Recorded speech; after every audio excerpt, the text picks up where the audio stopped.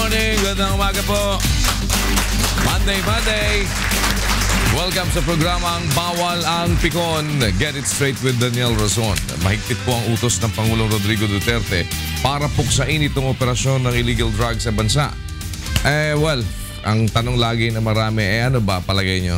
Mangyayari ba? Alam nyo ho, ang dami na hong nagsipag-upuan. Ito ang nakikita na natin ngayon, medyo merong mga napapatay. Tingnan natin, dahil sabi ng iba, isipin mo naman ay nasa loob na ng kulungan, nagtitirahan pa ng meron, at itong latest, meron pang mga tilapia talagang na binebenta sa loob. Ang mahal, 4,000 hanggang 5,000. Well, kasama ho natin ngayong umaga ang isa sa mga nagdaan po sa Bilibid, nagdaan sa PIDEA, at former AFP Chief of Staff, former Bucor Director, former Executive Director ng Dangerous Drugs Board. Tignan nyo ang mga pinanggalingan. Galing din siya sa Philippine Drug Enforcement Agency o PIDEA. Let's welcome to the program Retired General Dionisio Santiago. Sir. Morning. Halika. Tuloy, welcome back. Thank you. Ikaw kagad naisip ko Sabi ko, tawagan mo si General Dionisio Santiago. Dahil ito maraming alam na kalokohan. Dahil nadaanan mo lahat yung kalokohan na to, nakita ng mata mo lahat ito. Bata pa ako. Ha? Bata pa ako. Oo nga, bata ka pa. Ngayon matanda na. Marami ka ng bata. Marami ka. Apostolic ka na din ngayon. Alaga ka na apo. Pero kilala kita bilang isang matapang na general, matapang na sundalo. Matapang ka pa ba hanggang ngayon? Matapang na lang mukha. Matapang apog. Bakit mukha na lang ba nagagalit? Sinabi mo ba? Hindi, ibig sabihin kasi ang mga pinagdaanan mo na to, exposed dito sa mga ngayon ay nilalabanan itong drugs. At ang isa sa mga mabibigat ngayon dito, alam natin, gagaya mo, di ba under ka ng Duterte ticket? Yes. Oo. So, hindi ka ba kinakausap ng mga nandito sa administrasyon ngayon ng Pangulong Duterte? Puro naka-direct line sa kanya yan But how well do you know the President ba? How well do you know the President? Ang close encounter ko sa kanya nung nakakuha na lang ako, nung magkasama kami sa campaign. Pero before that, may exposure ako, very limited. Sa matter of fact, hindi niya nga alam na nag-director ako ng Bilibid So I did not know that I was assigned in Davao. First assignment ko nung tiniente ako.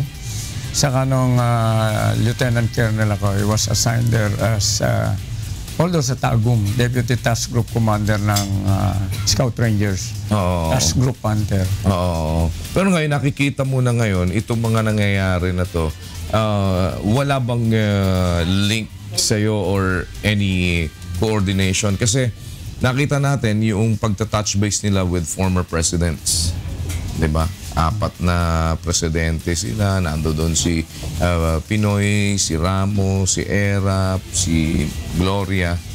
Tapos, minute niya lahat yung mga yon. Well, probably, kung ano man ang kanilang pinag-uusapan regarding dito sa mga pwedeng ma-i-advise sa kanya. Dito sa mga nakita ng mata ninyo, kagaya niyan sa Bilibid, nagdaan ka din doon sa PIDEA, Dangerous Drugs Board. Ganito ba talaga kalaki sa nakikita na natin ngayon yung problema na ito ng drugs? Nung pa naman sinabi ko malaking problema, even narco-politics, sinabi ko nung araw. Yung is it coming? Sabi ko, nandito na yan Nandito yan. Long time ago when we were still talking about way back pa. Pero bakit lang masyadong tumindi, mas matindi ngayon. Dahil nadagdagan, yung mga cartel na pumapasok, meron ng nadagdag. Ibig sabihin, pag nadagdagan ang cartel, ibig sabihin, tumaas ang trade. Being part of the PIDEA as well, at itong mga nasagupa mo sa drugs, yung ba mga pinangalanan ng presidente na involved sa drugs, lumulutang na ba sa inyo yan dati pa? Sino yung... Yung mga general, yung mga pangalan ngayon ng mga drug lords, yung mga protector, magkakasama na yan. Yung mga general sa... Hindi ako naka-attention dyan dahil kasi nakapokus ako doon sa... Actually, we were cooperating with the police. Kaya ang kuwan ko doon, bahala ang police doon sa kasamahan nila, no? Ako, overseer lang ako. Pero nabanggit din lang, I would like to, dahil sa isang banner story raw sa PDI, nakalagay doon na kinler ko si General Tino. I'm not in a position to clear him. Kung ano man sinabi ko, based on sa due diligence, nagtanong ako. Pero ang magkiklear sa kanya yung court, kaya ang tanong, ano advice mo kay General Tino? Eh, kumuha siya abogado. Unang-una, kung talagang kakasuhan siya, hindi man ako napailan na, wala pa yata. Well, sa ano pa lang ito, nandun pa lang sa Napolcom. At ngayon, pinag-uusapan nga nila yung pag sasampa mismo din ng mga criminal charges against these involved generals. Pero hindi ako yung court para, hindi ako yung tamang ahensya para. So, certainly. Ayun, gusto ko lang i-correct yung killer ko siya. Wala, ang pagkuhan ko sa kanya is based on my own information gathering. Dahil nung nag-request siya ng audience sa akin, dahil ang feeling niya malakas ako sabi, he wanted to see the president. Sabi ko, maybe you look for somebody else who can make the schedule for you. Not me, dahil ako nakikihingi rin ako ng schedule kung kailangan ko makita ang presidente. Alam mo, presidente na yan, hindi na. Access is not that easy anymore. No? So, kung ano man yung akin based sa mga pinanggalingan niya, yung mga nakasama niya sa unit, parang nangyari to kay Marcelino, ang position ko lang, based on my knowledge, yung belief, based on my understanding, unang-una hindi ko siya kilala personally. As a matter of fact, kaya ang sabi ko, hindi siya pumasok sa radar ko eh. So parang si Marcelino, ang ayoko lang mangyari. I'll do it for anybody, not for General Tino alone. Basta ang feeling ko, I can contribute something to enlighten the public. Enlightening lang ng public to eh. Yes. Kagaya nga ngayon, itong enlightening na ito is very much needed, especially with what is happening dito sa Bilibid. Dahil nakakailang beses na eh. Yung bang mga sinasabi na yun na mga talagang nag-ooperate pa rin kahit na nasa Bilibid na, hindi nyo ba ito nasagap before? No, nasagap na. Inilipat ko nga yung iba eh. Nilipat ko. They were bribing me to bring them back to Bilibid. So, when you speak of bribing you to bring them back to Bilibid, nag-offer ba ng pera? Yes. So, magkano ino-offer nila? 5 million. Yung isa, 8 million. Yung isa, to bring the ibalik sa Bilibid from... Kasi ginawa ko, binalibag ko sa kolonya yung mga yan eh. Ba't hindi mo pinakain sa kanila yung ino-offer nila? Alin? Yung binabribe nila sa'yo? Hindi, sabi nung kaibigan ko, tanggapin mo na. Pagkatapos, 1 month, ibalik mo sa Bilibid. Tapos, pagkatapos ng 1 month, ibalik mo ulit sa Kwan. Sa Leyte. Pero sabi ko, hindi ko style yun eh. Hindi pwede.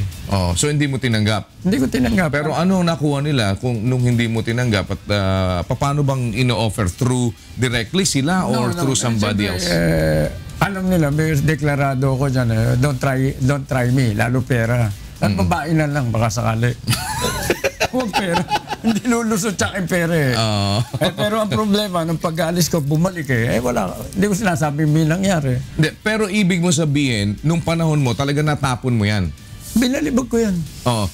Kung hindi ko nag-resign, may malaria lahat yan. Na-discover ko siya kasi sa Palawan, pag dalaw ko, last visit ko eh. Before I resigned, sabi sa akin nung superintendent, sir, 30 minutes lang. Baka madali ka ng malaria. Ay, naglaro na naman yung kukote ko. Parang gusto mo ipapatay sa lamok. Ganon. Hindi naman mamamatay. Basta alam mo, pag nanginginig na ganyan, may malaria, drug lord yun. Papadala ko sana sila lahat sa para magkamalar.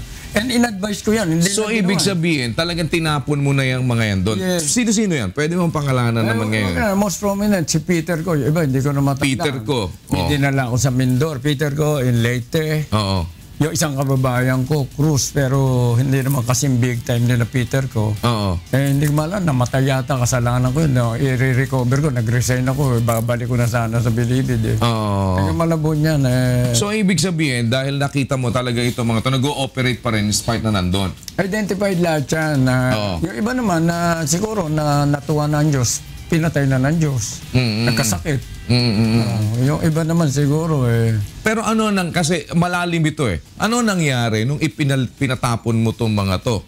Kumuha ba ng backup ito? Kasi binabribe ka, di ka nakuha sa bribe. But certainly, they wanted to be back. Eh ang sumunod na nangyari doon, ano ba? Wala na ako. Nag-resign ka ba? Natanggal ka? Nag-resign ako. Nag-resign ka? Out of principle dahil kasi gusto ng isang grupo. Ba't daw hinigpitan ko sila? Wala akong pakialam kung anong grupo kayo. Oo. Basta sa akin, pag higpit ko, pare-pareho mahigpit. Oo. Eh, kahit ba anong lakas nyo eh. Oo. Wala akong pakialam. Basta sabi ko, ito policy ko, lipat lahat sa kolonya yan. So may palakasan talaga?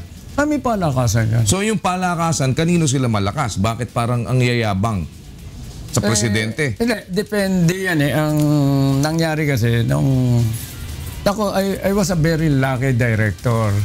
Na kasi ang Justice Secretary ko, si Dato Manong. He was my governor when I was a lieutenant. Okay. Sa Cotabato. Tapos nung retired na ako, nagkita uli. He was my Justice Secretary. Ako may freedom of movement ako eh. Pagka gusto ko ilipat yung preso, pag sabi ko, kolonya ka, kolonya yan. Dito ngayon, nung after me, or after the time of GMA, mukhang ang kwento, i-clear mo pa sa Justice Secretary. Pagkatapos, naka-cowboy hat pa yung inspection, di ba? Ang media naman, tuwan-tuwa kayo nakakakita ng babae naka-cowboy hat eh. So, meaning to say, nung ipinaglilipat mo to, ang kasunod na nangyari kasi, binabribe ka, di ba? Dahil para wag mo silang maitapon doon sa lugar na yon na pwede sila magkamalari. Naitapon na. Naitapon mo sila. Naitapon na nung nagbabribe. Nung naitapon mo sila, binabribe ka. Tapos ngayon, itong mga ito, gusto nila makabalik talaga. Hindi sila nakapasok doon sa bribe na ginagawa nila. So, hindi sila makabalik.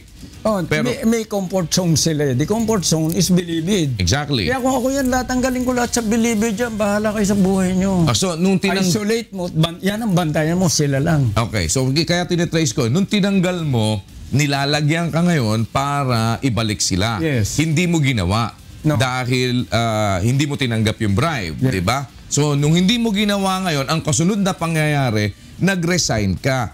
Bakit ka nag-resign? Bago mo sagutin yan, we'll pause for a break.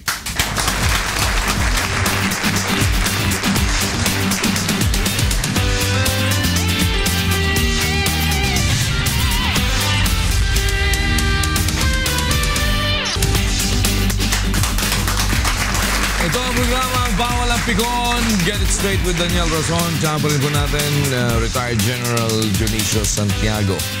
So, nangyari, tinanggal mo, dinala mo doon sa mga lugar na alam mong wala sila sa comfort zone nila. Itong mga big time na to, kasama yung Peter ko. Tapos ngayon, after that, sinusuhulan ka. Hindi mo tinanggap yung suhol, hindi sila makabalik doon sa kanilang comfort zone. Ang kasunod na pangyayari, nag-resign ka. Bakit ka nag-resign? Parang ikaw ang napaalis nung mga, lumilito, parang ikaw ang napaalis nung mga ipinatapon mo. Di ba ganun? Hindi ganun. Mayroon ako nasagasang isang powerful religious organization, in a way. Dahil kalipi nila yung mga nasama yung binalibag ko, kalipi nila. Doon sa mga kalipi nila, mga drug lord. May mga connected naman sa religious organizations yan na, di ba? Na nakulong, hindi naman kuhan. Diyan naman mini Philippines yung Bilibid eh. Okay. All regions, ethnic groups represented dyan. Okay. So even religious organization, kaya madaming dumadalaw dyan. So may religious organizations din na na-involve doon sa nasagasaan mo, ganun ba? Dati ng mga inabutan ko na nakakulong dahil they belong to that religious organization. Inabutan ko na. Nung magbalibag ako ng tao, may nakasamang kagrupo nila. So, pinoprotektahan nila yung kagrupo nila na yun? They took it against me. And I think umabot sa presidente. Sinumbong ako. Sinumbong ka ng religious group sa presidente? Through somebody very close. Okay. Kaya nga, pinag-i-explain ako. Sabi ko, nag-yes ako. Pero ang thinking, bakit ako mag-explain for doing something right? Pinag-explain ka ng presidente. Oo. Si Gloria. Si Gloria, presidente ng panahon mo na yun, di ba? Pinag-explain ka ni Gloria, bakit tinapon mo? Ano ba? Sabi ko, nakausap ko na yung mga kon eh. Oo. Pinag-explain ka kanino doon sa religious group? Oo, doon sa kon. Sabi ko, nag-yes ako. Tapos nag-file ako resignation. So hindi ka nagpaliwanag. Why will I explain? Oo. Sila dapat mag-explain bakit sila gumagawa ng kalokohan, hindi ako. Oo. Paano gayon yun? Ito din ba yung mga grupo ng mga religious group na nagdadala na ngayon ng tilapia doon sa loob at saka meron pang... Hindi ko alam kung sila yan. Basta ang point doon, they are still very influential. Oo. Pero hindi nga ako ibinoto dahil pinahirapan ko. Sabi ko, wala akong pinahirapan. Basta may kasalanan, wala akong pakialam kung anong grupo ka. So ang sinasabi ba sa'yo, gusto nila ibalik mo doon sa Bilibid, yung mga yon? Hindi ko alam kung ano gusto na. Siguro, yun nga, basta ayaw nila yung ginawa ko, nadama yung kana. Anong pakialam ko ron? Pero yun wala akong pakialam. Pero yun ang nangyari. Oo. Pero sino ba? Sinibak ako. Hindi ko sinibak. Resign ako. I want to put it on record na ayoko. Hindi naman ako mamamatay na mawala ng pwesto, di ba? Nakakamatay ba yung marilib ka?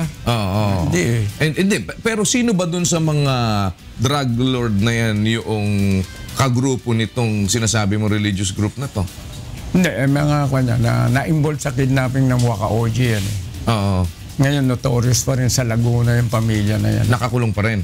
Wala na, pero may mga napapatay pa, may nagsusurrender pa, at kinatatakutan pa hanggang ngayon. So ito bang religious group na ito, meron ding involvement doon sa pagprotekta sa mga drug lords na yon? Ngayon hindi ko na alam. Basta noong time ko, ang sasabihin ko, hindi umubra. Walang ubra sa akin. Pero bakit ganun yung sistema sa kulungan? Kung katakot-takot na every time nagre-raid, katakot-takot ang nakukuha. Every now and then, biruin mong mas marami pa yatang bala kaysa sa'yo eh. Marami pang baril kaysa sa'yo. I do not want to claim na may alam ako dyan, pero may alam pa rin ako eh. Miski nakaupo ko, dumaan. After this interview, very sure may magte-text ang tagar yan eh. Iba-ibang klaseng tao rin naman ang nasa loob niyan eh. Kaya ako iba-ibang klaseng tao rin ang kaibigan ko eh. Yun ang lamang ko. So, hanggang ngayon, meron pa din doon? Hindi na uubos eh. Unang-una, baka yung tinitira mo, tinatarget mo, kinalalagyan, baka wala doon. Hindi naman ibig sabihin sa Bilibid, it's a compound. Compound yan.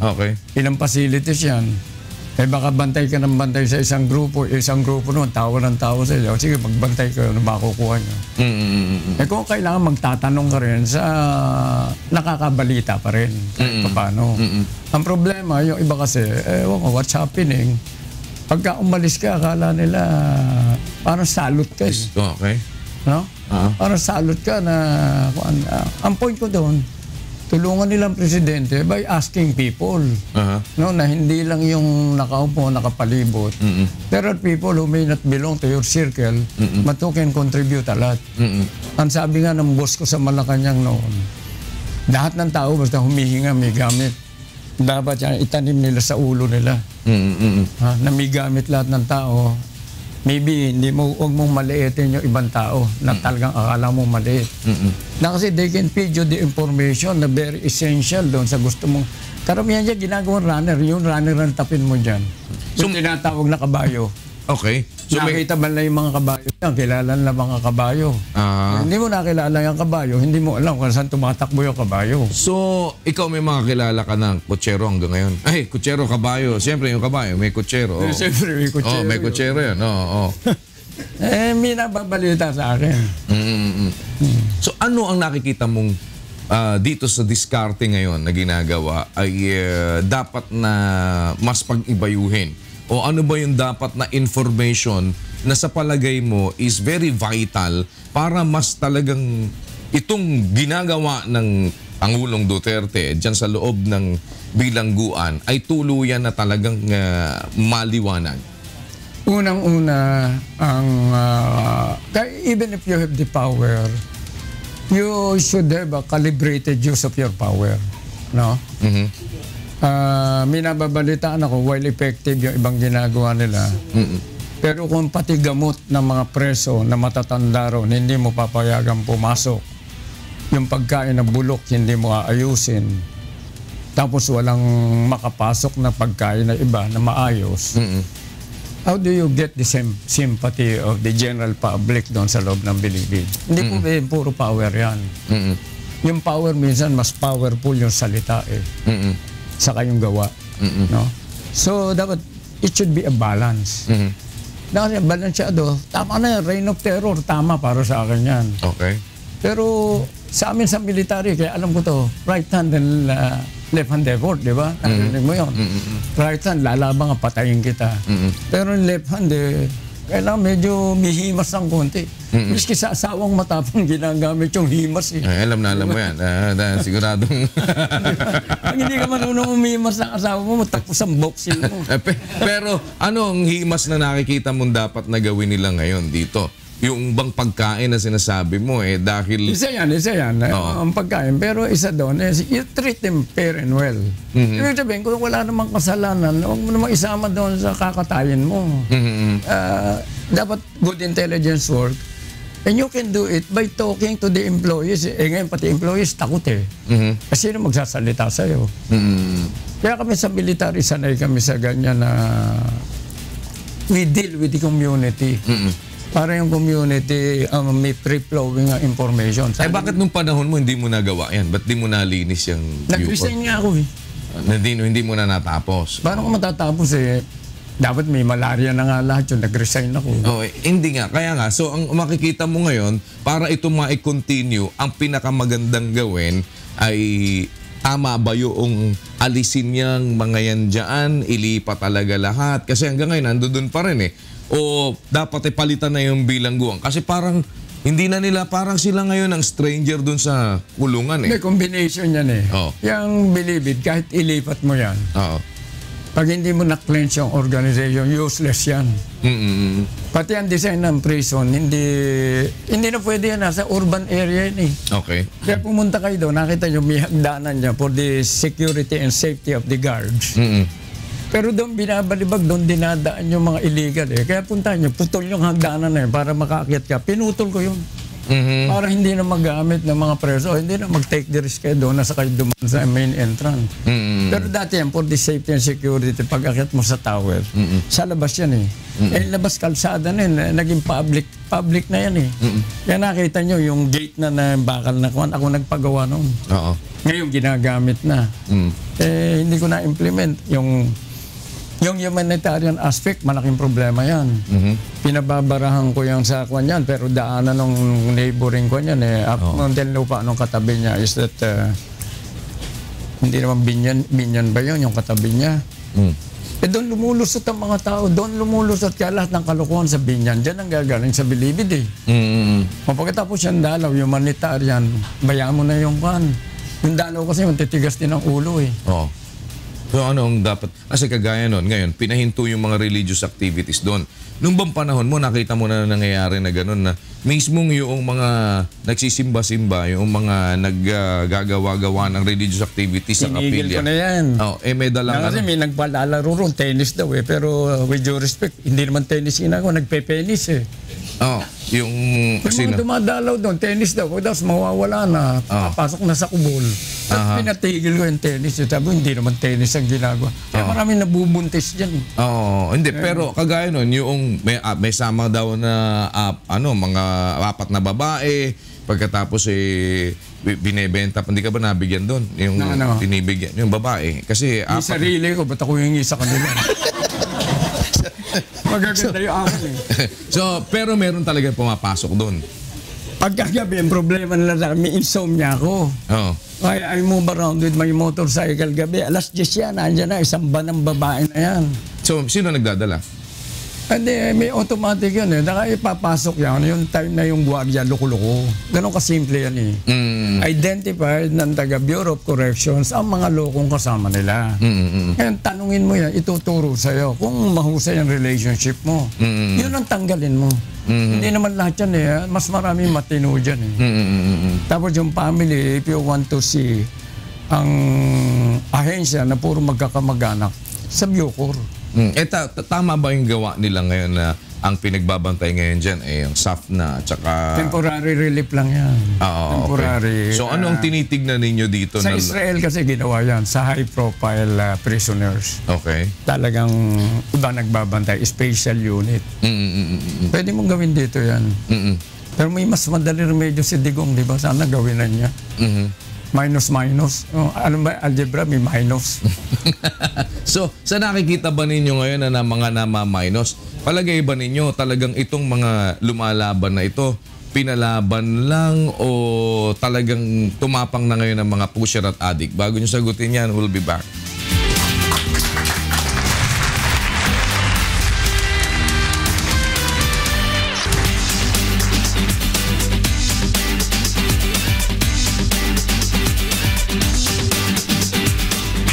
Ang programang Bawal ang Pikon. Get it straight with Daniel Rason. Sama pa rin natin, General Junicio Santiago, former PIDEA Director at former Bucor Director. Lahat na pinanggalingan na yata nito sa lahat na maraming mga nangyayaring kalokohan. So, parang Candy Crush yung nilalaro mo. So, ano ba sa pananaw ninyo itong mga ngayon nangyayari?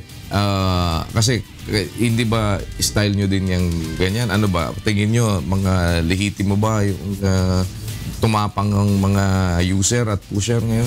Maraming nanlalaban? Alam mo, pagka humawak ka ng organization, you apply all techniques, methods to neutralize your opponent, your enemy. Hindi ko sinasabing walang... May possibility na there are questionable operations. Yun naman sinasabi ko, pagka questionable na, alam naman yan, it is incumbent upon the leadership of the PNP, si General Bato, magpa-imbestiga ka rin para may credibility ka na pagka merong... Which is doing naman ngayon. Which is doing. Tama yun. Hindi po pwede yung... Parang milagro. Milagro na very ko na kung salbahe rin ako. Yan Pasay ang paborito kong gamitin example. Na sumama na yung tatay para siguradong huwag mapatay ang anak. Nagtapos pati tatay, patay. Kaya sabi ko, this is very obvious man. Imbestigahan mo and punish the guilty, ano? Pagkatapos yung alam mo may atraso, alam ni General Bato yan, huwag mo na ilipat yung mga police officers na may kasalanan. Pag nilipat mo lang yan, i-float mo na lang siya, suspend mo lahat, i-disarm mo. Kasi kami nakakadagdag ng tapang namin yung baril eh. Kung walang baril yan duraan, gano'n na lang. Diba? So, tanggalan ng baril. Sa akin, hindi, pati tsapa para talagang alam na sa organization may purging ka. Para mataas ang credibility ni Bato sa kanang presidente. You should maintain that hindi dapat ma-reverse. The popular support should be there. Hindi dapat mag-negative yan. Na kasi kung i-appoint kami later on, tapos negative yan, di uphill battle na naman, pahirapan na naman. Pero dun sa PIDEA na pinamunuan mo dati, gaano ka laki ang porsyento ng mga involved din dyan na mga personnel sa drug operations? Siguro, just in any organization, mas kukunti yung PIO. And identified naman yan. Ang problema mo din, who will come out and testify against doon sa mga tao na yan? Oo. Minsan magkukwento sa akin, parang NPA operation sa Bicol noon. Sir, yung kwento may NPA. Operator natin. Wag sir, kamag-anak ko eh. Alam mo, hindi mo maalis yung protecting their own kind. Part ng kanya, siguro, camaraderie and everything. Pero hindi nga maganda. Ngayon, ang sabi ko, dapat mag-prevail lang dito. Mahal mo ba bayan mo? Tapos, ano nakita mo rito? Mataas ang popularity ng presidente. Pag hindi mo nagawa yan, na you have a very supportive president, sino pa gagawa niyan? Wala na. So sa nakikita mo ngayon, anong support ang dapat na mabigay ng husto dito sa campaign against drugs? Kasi it seems na ang laki talaga ng perang umiikot. Yes. At kumbaga parang ang dali-dali na masilaw yung mga talagang ang hinahabol kumita. Yung pag-i-increase ng salary, automatic yan. Ngayon, naging problema ko noong time ko sa DBM, sasabihin sa akin, pag humingi ka, manghihingi rin yung iba. Ang sagot ko, ano pakialam ko? Ako nang hihingi, hindi marunong manghingi yung iba Unang-una, ang police, military, may risk of life yan. Law enforcers in general, even PIDEA. Iba yan. As a matter of fact, even within PIDEA, hindi naman lahat yan at risk nagsusulat ka lang sa opisina, paano ka maa-at risk doon. Yun talagang operators na nag-i-implement. If you want na hindi mo across the board, at least yun talagang performing, may condition ka. Basta ikaw nasa trouble spot ka, bigyan ka. Hazard pay, taasan mo. Kaya isasagot sa'yo, anong kinalaman ko sa ibang ahensya? They are there to serve the people. Pero ang serbisyo kasi ng sundalo, mamamalengke ka lang, inaambus ka Ano ba ngayon ang pinakamalaking nakikita ninyo dito sa problema na ito ng drugs? Kung bakit talagang nakakapasok pa rin? Halimbawa, kasi sabi nga nila, nanggagaling yan sa labas hindi well equipped ang ating armed forces Unang-una, hindi naman ang armed forces sa maraming equipment. Pero ang implementor niyang PIDEA, but PIDEA is ilan lang yan? 2,000 na lang yata yan. Tapos yung operate nationwide. Tapos yung tao mo, panay appear sa court. Appear sa kaso. Tapos ang problema mo, yung paano ka makakapag-pin down, ang witnesses mo nag-retire o na-transfer. It's very expensive exercise. Pero wala namang budget for witnesses.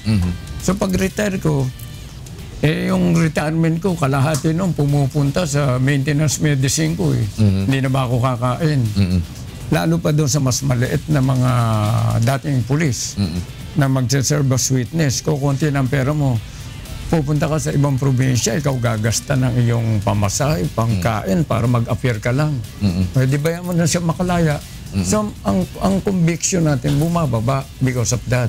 So nakikita mo ba ngayon may mga nakapwesto pa na yung mga nakapwesto na ito mga protektor din talaga? Sa alam ko meron pa. Sa alam ko meron pa. Okay. Anong level ito?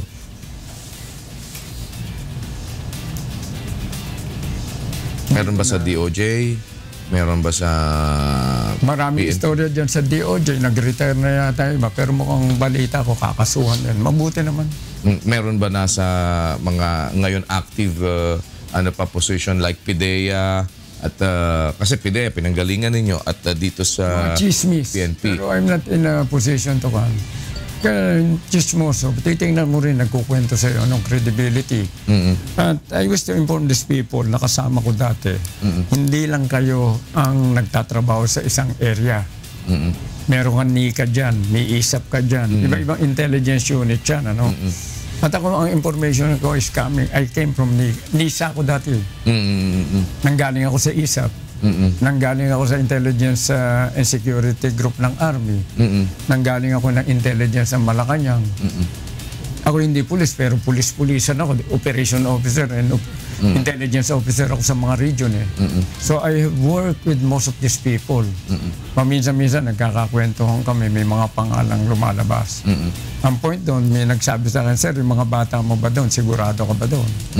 Sabi ko, ang isang binanggit niya, wala yan. Formatic lang nakagaya ko yan, pero hanggang forma lang. So hindi papasok sa alanganin yan. Meron binanggit, ayan, high kwan yan Sa standard of living, i-lifestyle check mo lahat yan. Sa lifestyle, malalaman mo kung saan nagkukuha ng kwan yan. Unless ang inanla lifestyle niya nanggagaling sa budget ng opisina. So, you have to, it's a little diligence and konting tinatawag na due diligence. Tingnan mo yung mga tao mo.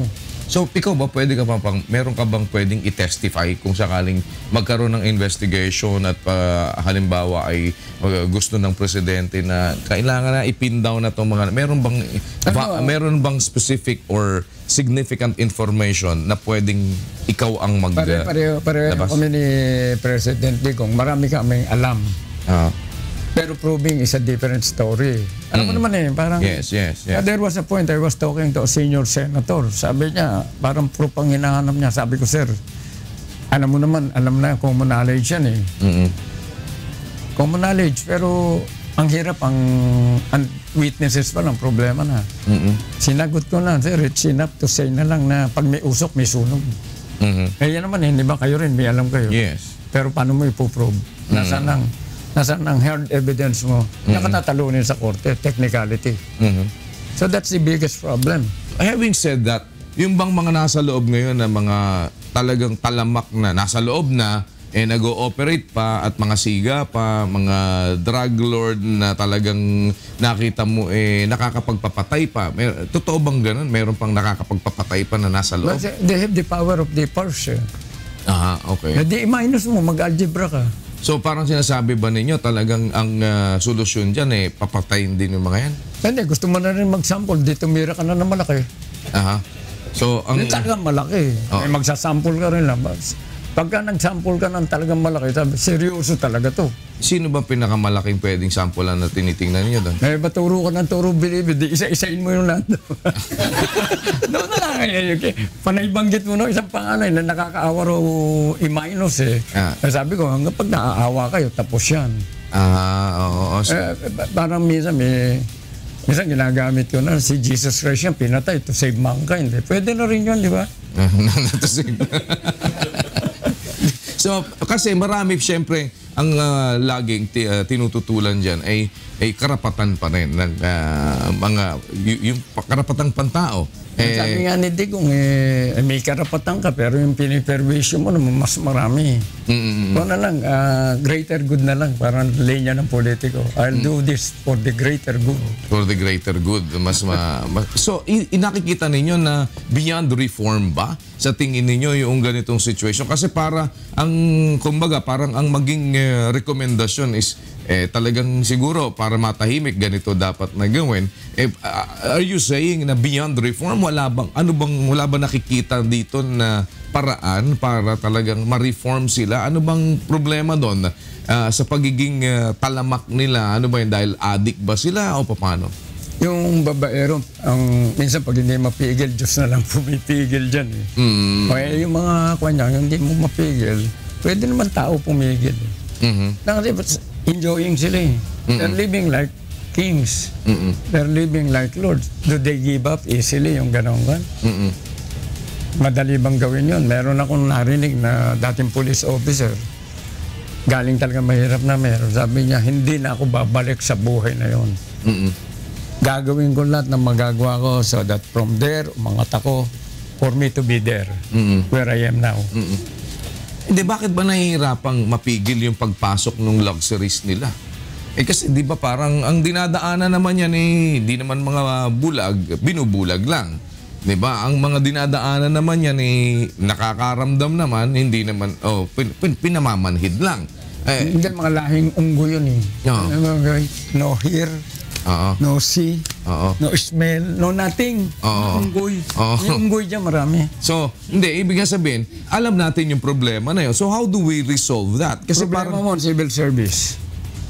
Hindi ka madaling mag-relieve ng tao kahit galit na galit ka. Ang requirement ng civil service, pag tinanggal mo sa isang position, bibigay mo siya sa commensurate level. Pareho lang din ng level. Ang ginawa ko dyan, nagpatulong ako sa Commission on Audit, COA, napag-sermonan pa ako ni Chairman Tantuico.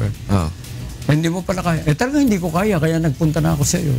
Ibig sabihin, yung legal measures ang sinasabi ko, yung extra legal, may pwede kong gawin. At may ginawa ko, nag-violate ako ng certain provisions of the law. Pero nakita ko, financial and performance audit ako. Because based on that, kung ang financial ang performance mo sa kaban ng bayan masama, di meron ka ng legal basis para wala ka ng violation of civil service pag nangyari mo siya. Kung wala ka rin performance, kung pwede mo nang birahin sila, kung based sa audit ng COA, ang problema, nag-resign ako. Hindi ko malam kung nasaan yung resulta. Natakot yung mga auditors. Hindi lang nilabas yung resulta ng audit ng Bilibid. And that could have been a very good basis to fire some of these people na gumawa pa rin ng kalokohan. Unfortunately, may mga nilagay ako, professional, merong feeling ko, hindi. Kaya sabi ko, pag-resignin nyo na yung mamang yan. Hindi na siya tamang tao para doon.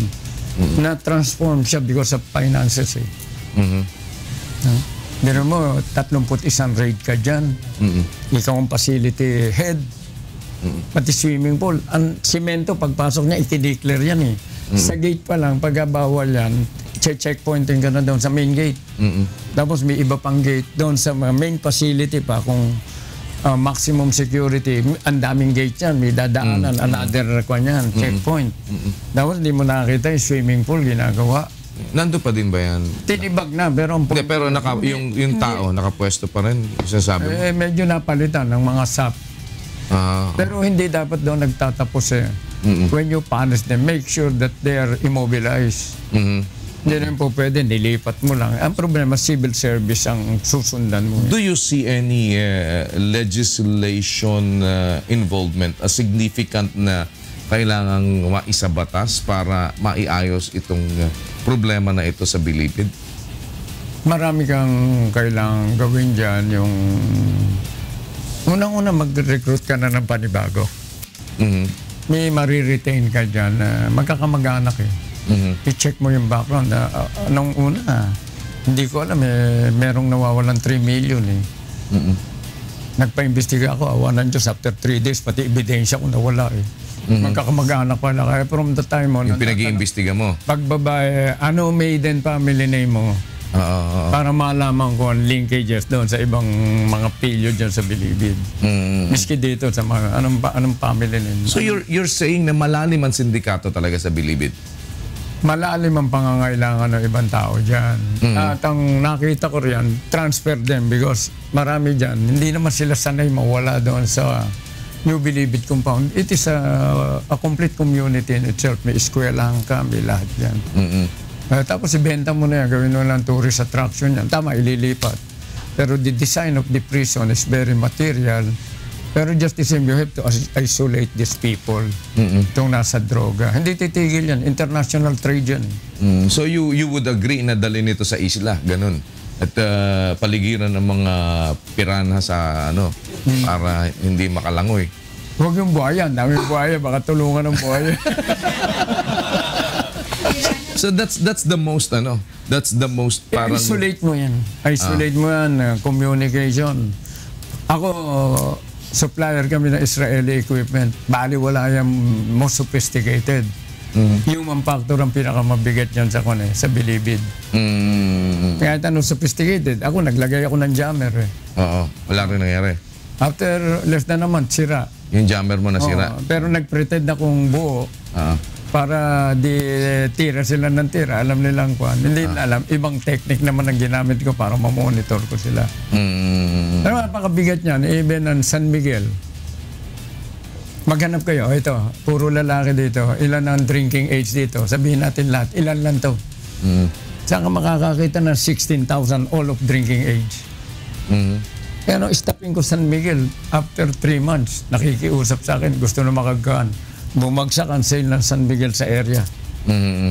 Nandun sa loob mismo? Nandun sa loob, nagpapasok mga, hindi naman makakapasok yan nang walang pakialam, yung prison officials o yung mga, minsan di alam na ako director ko, na-discover ko yung sa minimum siya nagpapasok. Sila mismo talaga gumagawa na? In fairness doon sa ibang nag-head, miski sa armed forces, hindi lahat na nangyayari yan, malalaman mo. Merong yung matitilik dyan, meron silang style para ma-isolate ka eh. Lalo ko alam na wala kang technical expertise wala namang lahat alam eh. I can be a generalist but I'm not an expert in all aspects. So talagang yung mga Bucor director dito malakas kumita? Basta ako hindi ko kumita, ewan ko sila. Basta yung hindi ko pinabalik, nabalik eh. Ewan ko sila, baka kumita rin sila, no? Hindi natin sinasabing kumita, baka. So maraming mga talagang areas dito na kung saan ay rampant yung corruption pa rin. Kaya ganyan ang system. Alam mo, pati yung pardon and parole. Pag hindi mo nabantayan, nagsisingit na napapardon yan. Kaya minsan magtaka ka, ba't nakalabas na to? Dapat binibitay, nakalabas. Alam mo, maraming butas eh. So you are also for death penalty? Pag ayaw mo makipag-away sa religious group, pagka gusto ko i-justify death penalty, sabi ko, pati si Jesus Christ yung pinatay to save mankind. Pero hindi acceptable sa human rights yun. May alternative ako. Sa Amerika, may 2 Pilipino nakakulong. Silmi Domingo and Jim Biernes case. 2 Ilocanong pumatay dyan. Pero ang masama doon, inattribute sa political leadership Marcos noon, pero walang kinalaman ng Marcos.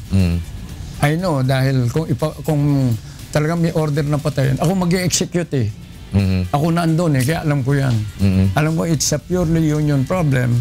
Pero 2 Pilipino na hindi na makakawala. Doon natatanda, yung life sentence doon is life sentence. No pardon, no parole, no political intervention. Dito pag may connect ka sa politiko, pardon ka, pardon. Kaya dito, ang persa mahirap dito sa atin eh. So, sa nakikita mo ngayon, kung sakali na may chance ka pa na manungkulan ulit sa gobyerno, saan ka mas pinakamagiging effective? Lalo na ngayon na may support from the government, yung mga ginagawang paglilinis. It can be effective anyway, wag lang technical. I'm a management man eh. Contrary to believe na law enforcement person lang ako. Pero anong... Na-typecast ako dyan. Ano ang nasa isip mo, halimbawa, na gusto mo pang magawa bago ka tuloy ang mag-retire? Hindi ba ako pwede sa GSIS director? Yung 1 million sa PIDEA na nakawin ko? Doon 1 million, maliit, di ba? So, saka, kung ako para akong sugarol eh, paano na ako, ba't pa ako babalik? Kung matalo pa ako. So, ayaw mo na bumalik? Hindi, when... So, kung babalik ka man, ang gusto mong bumalik? I want a position where I can have better control, not PIDEA lang. Better control in terms of... Kasi merong isang opisina dyan, lahat ng law enforcement agencies. Nasa ilalim mo? Yung hinawakan ng Secretary Ochoa, PAOK-TF. Nandiyan na Armed Forces, nandiyan PNP, nandiyan na MBI, nandiyan na Justice, nandiyan lahat. Yun ang pinakamasarap. Dahil nasa ilalim mo yun, magagawa mo. Isang kumpas mo. Magagawa mo yung... PIDEA, ikaw PIDEA, kapag sabi ng Justice, ang taga-Justice, ayaw namin, bahala ka sa buhay mo. Kaya pagka kinumpas mo, Little President si Secretary Ochoa. I do not intend to be a little president. I want to help the president. And I see that I can do it. Kung doon ako ilalagay siya, kung super body yan sinasabi nila. Yan, hawakan ko yan. But ano ba ang gusto mo talagang tumbukin? Ako, alam mo, I never ask for any position. No, what I'm saying is, ano ba ang gusto mo talagang tumbukin na ma-solve dito sa mga problemang kinakaharap natin? Ang banner project namin ni President Digong, yung campaign pitch namin talaga is criminality and security. Because if you solve criminality, may security stability ka, may meron kang peace and order stability, automatically papasok ang investors. Parang kwan yan chicken and egg eh. Sabi nila, hindi raw kwan. May nagsasabing, hindi raw poverty, pero chicken mo, saan ang gagaling ang mga nasa drugs natin. Karamihan galing sa squatter area eh. Because kung papakinggan mo, you will commiserate with them. How can you... unfortunately, ang birth control dito hindi effective sa mahihirap. Libangan nila yan eh. So, gusto mong makaahon sila sa hirap, pero walang kwan. Talagang alam mo naman, i-entice mo, parang intelligence yung entice. Pag nag-take, alam mo naman ng drug addiction, once you taste it, kaya sinasabi natin, wag na, dahil tutuloy-tuloy yan. Magiging puser yan. Tapos puser yan, lalaki ng lalaki, siya na siga sa community. Pero kung titignan mo, ang kwan niya is basically poverty pa rin eh. What's the most important thing na pwede mong ma-i-advise coming from these bureaus na pinanggalingan mo, yung mga naging experiences mo, dito ngayon sa present na administration so that they will be able to execute well yung kanilang dapat na magawa against all this crime? Kasi papasok ko doon sa income nila, kagaya nung ginawa ko, ewan ko, ginagawa pa nila. Para akong Daniel Rason doon, libre ang dentista, libre ang doktor, may acupuncturist, libre gamot. Pati nga mga pamilya, pinapasok ko na doon. Sige na. Libre lahat. Libre ang pagkain. Nagawa ako ng dorm. Nag-provide ako ng vehicle, 2 buses, halip na 2 buses, binili ko 3 coaster, plus binuhay ko yung isa. So para rin akong merong shuttle service ako. Nagtayo ako ng dorm. 500, naka-aircon ka. 4 kayo sa isang kwarto. Saan ka kuhanap ng ganon? So naka-save without increasing the salary without promoting, na-increase ko ang buying capacity nila. Di ba? Yung savings nila, yun na yun. Magkano lang laruan, lalo China-made. Kaya yan ang papasok din yung China boycott. Diba? Paano boycott ang Pilipino? Yan ang mura. Di ba? Meron kang 3 laruan sa 100 pesos. So parang sinasabi mo, yung mga nakapwesto at nanunungkulan, kahit paano, bigyan nyo ng kaunting ginhawa para hindi madaling makurap. Alam mo yun kung lang parang sabi nga sa NPA, huwag tersyong baligtad Ibig sabihin, dati, 60-40, 60 sa gobyerno, 40 pampakit. Baba naman natin, pwede naman 20-80, 80 bulsa mo, 20 bulsa mo. Yung 80 bigay mo. And it can be done. Nagawa ko sa opisinang maliit ang budget. Why can't I do this sa office na malaki na mas may capacity? Pero sabi ko, yung PDEA, meron kang planning office, hindi na dapat ang gumagawa ng mga studies, yung mga line agencies Para sa akin, kung ang PDEA trabaho mo mag-law enforcement, mag-law enforcement ka. Hindi gusto kang baguhin, there should be a planning office na resource people na lang kami. Pagkakailangan nyo ng input, pero kayo magsulat, wag na kami. So, one thing is clear ngayon, hindi mo kiniklear si General Tino. I'm not clearing him. It's not within me. It's not within my capacity. Basta't ako, yung sinasabi ko, ang ini-input ko lang, nakiusap sa akin Ang gusto lang niya, mapakinggan ng presidente. Sabi niya, after this, I just want to retire na malinis pangalan ko. Ngayon, siguro, anybody naman na nagserbisyo sa gobyerno, kahit ako, marami rin akong kasalanan, pero in the end, I do not want to be accused of something na hindi ako guilty. Ano ba pinakamalaking kasalanan ginawa mo? Sa misis ko. Baka mapalayas ka. Maraming salamat, General Dionisio. Dating AFP Chief of Staff, dating pinuno ng Dangerous Drugs Board, Bucor at PDEA, retired General Dionisio Santiago. Dito lang ako sa programang Bawal ang Pikon. Get it straight with Daniel Razon.